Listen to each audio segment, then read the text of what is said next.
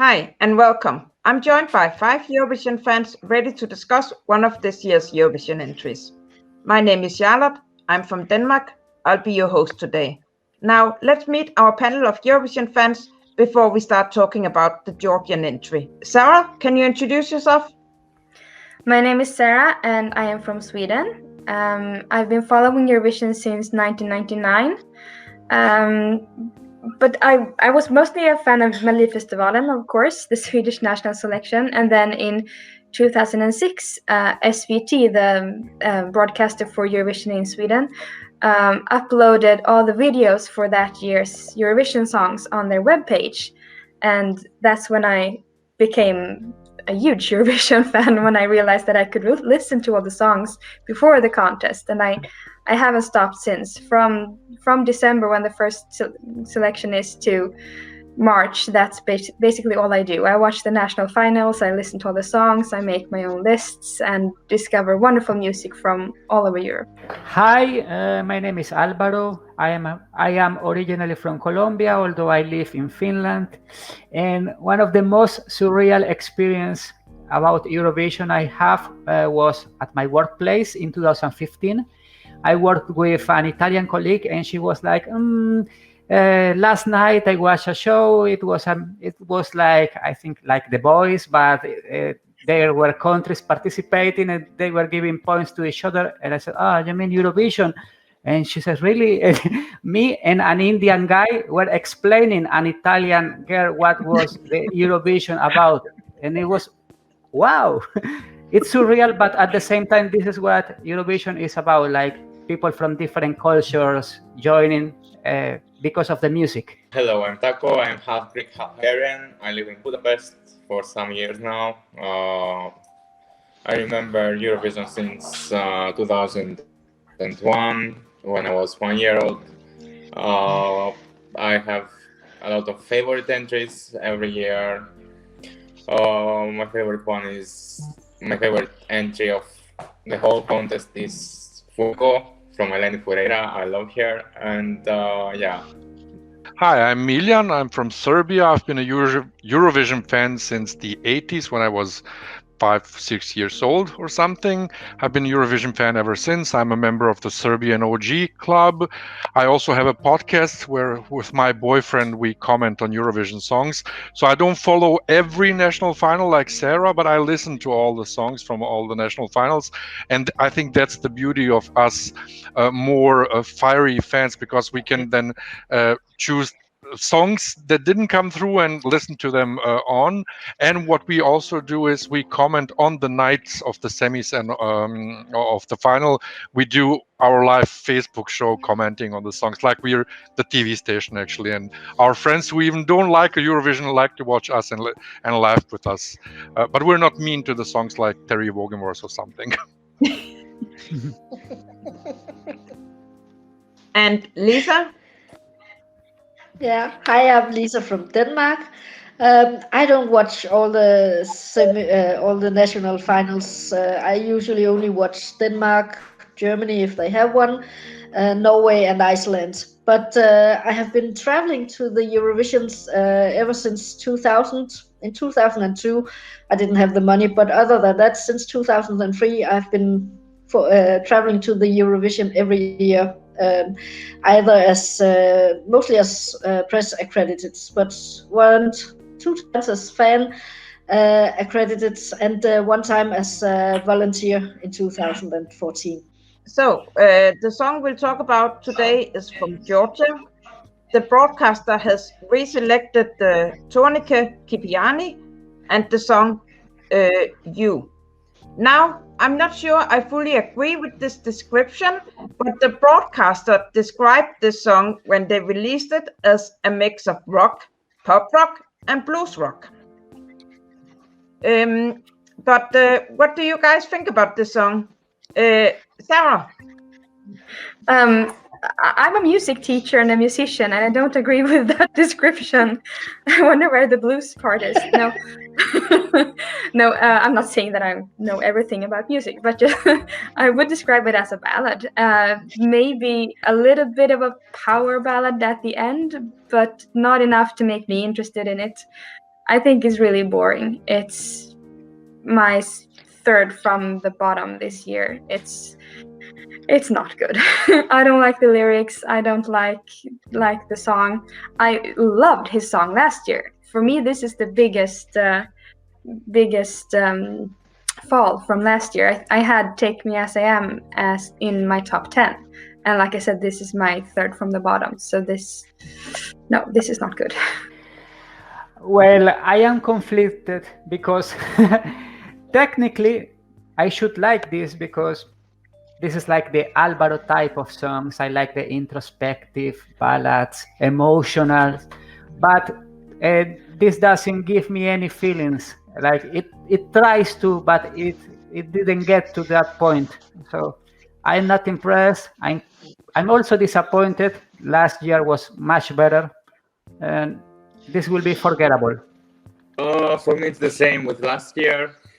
I did not like last year the Georgian entry. I don't like this year also, and I want to comment on the personality of the singer, because all we are human beings, and you have to respect all the opinions when you go to a contest like this, because not all of the people like your song, and you don't have to call them names. So I don't feel like giving my energy to make like this song. Well, like Alvaro, I'm conflicted, but the opposite way. I shouldn't like this, but I don't dislike it. I didn't like last year. This one, I get the blues part because it reminds me a bit of Leonard Cohen, but with a bigger voice. But it's just one note. It's just like flatlining. It doesn't go anywhere.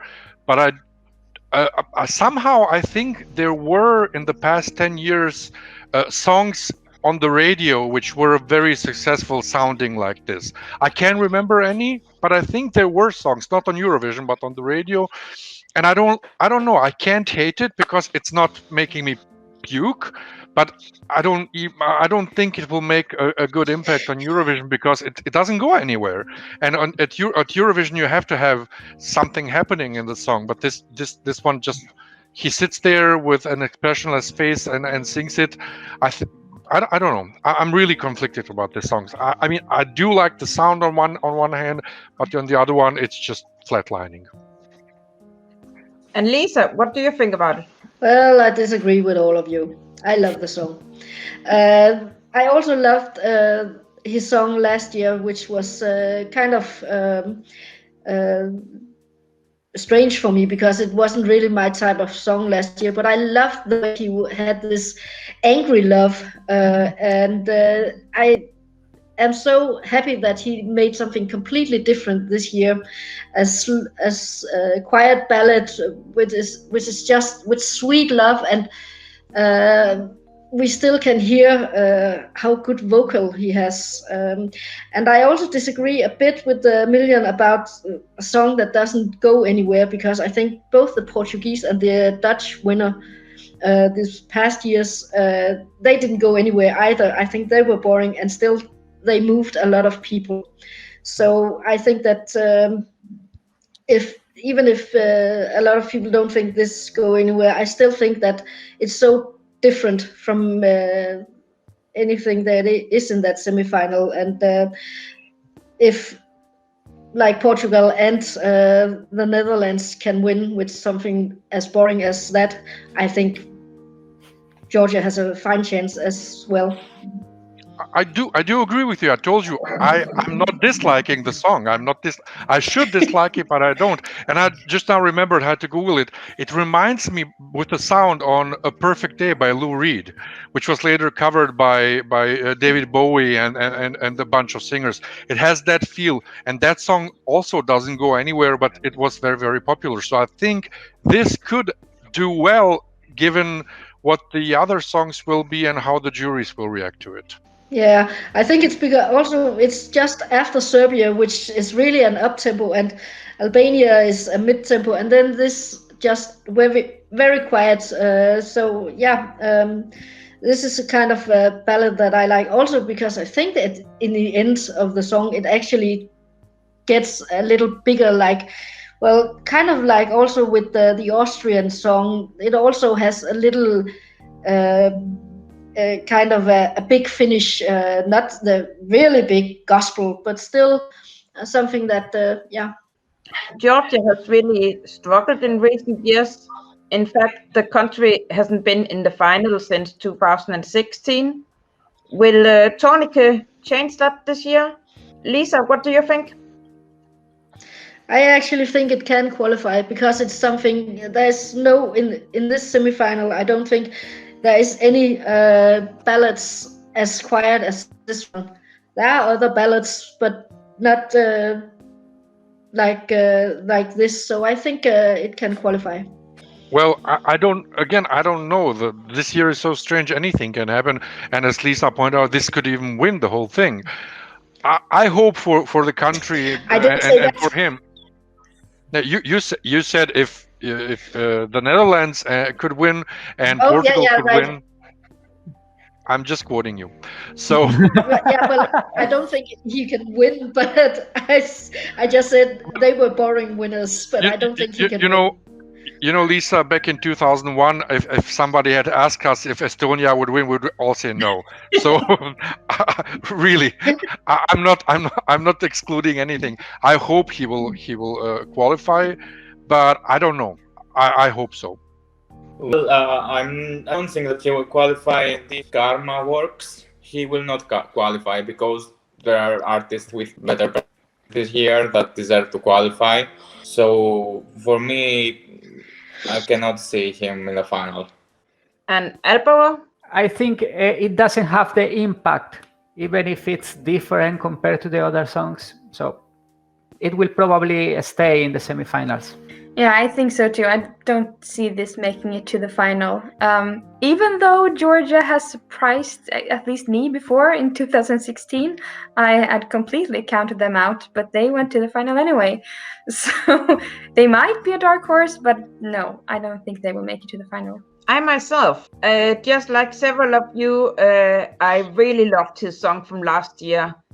And when I saw the description, the broadcaster had said about this song being the mix of various kinds of rock and blues, I had so much high expectations, and I was preparing to write I really love this song, and I was ready just with the article and just to put in the link and publish and say I love it. Then I just heard the first 30 seconds and I had to change it, and no, I don't love it anymore because I really think they oversold it with those words. He has a fantastic voice. Vocally, I think Tornike is the strongest male singer we have this year. The song just has a tendency to be a tad too boring for me. It has elements in it I really like, but it becomes a bit too boring. I have it borderline to qualify somewhere 8 to 12 in this semi-final. So I'm unable to tell if it will qualify, but it won't be among the last ones in the semi-final. So they have a chance. If we use the Eurovision, everybody has a chance. If we use the Eurovision scale from 0 to 8, 10 and 12 points, I will give Georgia 3 points. Sarah, what about you? 1 point. This is one of my least favorites this year. 5 points. 1 point. And Miljan? I'll give it 7 points. Lisa has convinced me.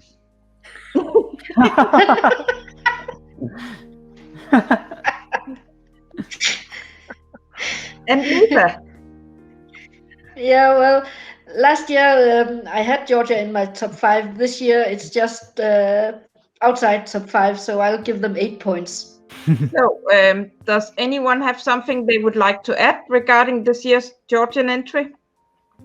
Yeah, I'm just just keep thinking of all the Georgian entries that I have loved over the years and that did not make it to the final. I would be upset if a song that I really disliked made it to the final, while the others that I loved didn't make it. Well, that happens all the time, right? I know, of Well, course, it happens to me a lot of times. yes. Yeah. Did you like their 2019 entry? Yeah, I did. It was It was so great. It was so great. Yeah, and I loved 3 Minutes to Earth, that I know a lot of people truly dislike. I love it. So like I said, there are so many Georgian entries that I love that never 3 made minutes it too to long. No, 3 minutes too short. I love it. But so I would love to see Georgia in the final because I like their style of music, but this is not representative of it for me. So with that, I would like to say thank you to our panel and to our viewers. We will soon return with new panel members and the rest of the 2021 songs. Take care and don't forget to subscribe and follow Eurovisionary. Bye guys! Bye! Bye. Bye.